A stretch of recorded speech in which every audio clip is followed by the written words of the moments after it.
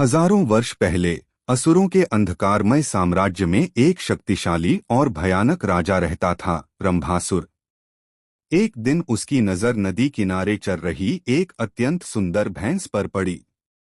उसकी सुंदरता से मोहित होकर रंभा ने स्वयं को भैंस का रूप दे दिया और उसके पीछे जंगल की ओर चला गया।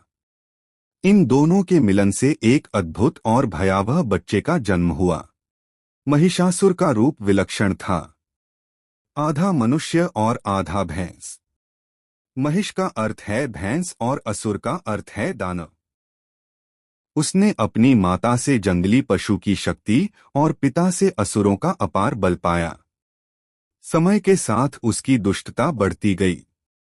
उसका मन बुराई और विनाश से भर गया। अमरता की इच्छा और कठोर तपस्या। अमर होने की आशा में महिषासुर ने कठोर तपस्या प्रारंभ की। वह न भोजन करता न विश्राम। वर्षों तक उसकी पेनेंस इतनी भीषण थी कि धरती कांपने लगी, आकाश अंधकारमय हो गया और दिशाएं थर्रा उठीं। अंततः उसकी तपस्या से प्रसन्न होकर ब्रह्मदेव उसके सामने प्रकट हुए। ब्रह्मदेव ने कहा, महिषासुर, मैं तुम्हारी भक्ति से प्रसन्न हूं। वर मांगो। महिषासुर बोला, हे प्रभु, मुझे अमरत्व प्रदान करें। ब्रह्मा बोले, यह संभव नहीं। जिसका जन्म होता है उसका अंत होना निश्चित है।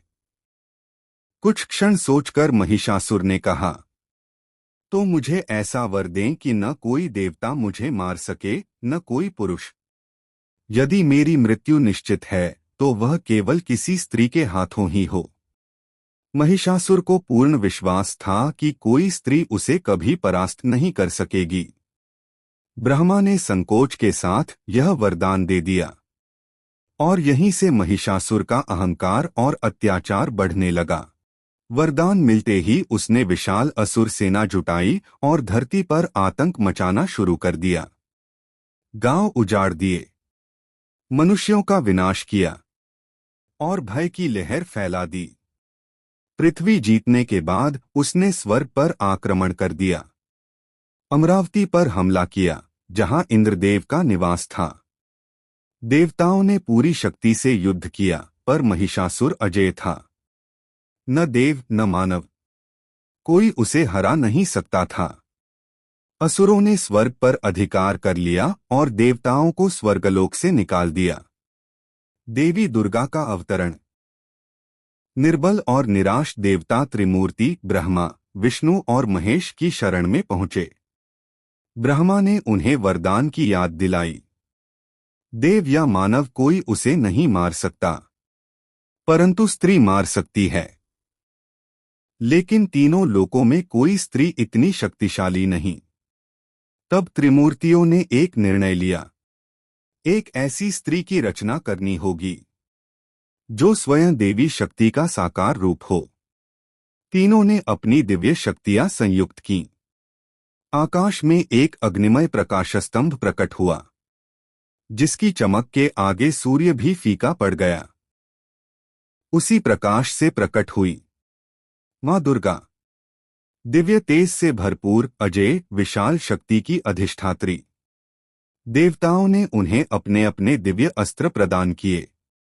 विष्णु ने चक्र, शिव ने त्रिशूल, ब्रह्मा ने कमंडलू, अन्य देवताओं ने धनुष, खड्ग, शंख और अपार शक्तियां। और साथ ही एक भयंकर सिंह को उनका वाहन बनाया गया। मां दुर्गा अपने दिव्य रूप में महिषासुर का वध करने निकल पड़ी। जैसे ही वह अमरावती पहुंची, उनका सिंहनाद आकाश में गूंज उठा। पर्वत कांप उठे, समुद्र में तरंगें उफान मारने लगीं। उनकी उपस्थिति से संपूर्ण ब्रह्मांड में भय की लहर फैल गई। महिषासुर ने जब सुना कि एक स्त्री उसे ललकार रही है, वह उपहास करते हुए बोला, एक साधारण स्त्री मुझे चुनौती दे रही है? मैं अपनी सेना ही काफी है उसे खत्म करने के लिए। लेकिन उसकी विशाल सेना देवी की शक्ति के आगे टिक न सकी। एक एक कर सभी असुर देवी के प्रकोप से नष्ट हो गए। अब स्वयं महिषासुर युद्धभूमि में उतरा। वह भ्रम पैदा करने के लिए बार बार अपना रूप बदलता रहा। कभी भयावह सिंह, कभी विशाल हाथी, और अंत में एक प्रचंड भैंसा बन गया। 9 दिनों तक भीषण युद्ध चलता रहा। आकाश में बिजली सी चमकती, धरती कांपती, देवता स्तब्ध खड़े देखते रहे। महिषासुर का वध विजयादशमी। 10वें दिन जब महिषासुर भयंकर भैंसे के रूप में मां दुर्गा पर टूट पड़ा, तब देवी ने अपने त्रिशूल से एक ही वार में उसका अंत कर दिया। महिषासुर का आतंक खत्म हुआ। देवताओं ने स्वर्ग वापस प्राप्त किया। ब्रह्मांड में शांति लौट आई। उसी दिन से मां दुर्गा की पूजा नवरात्रि में की जाती है और नवमी के दिन उनका रूप महिषासुर मर्दिनी के रूप में विशेष रूप से पूजित होता है।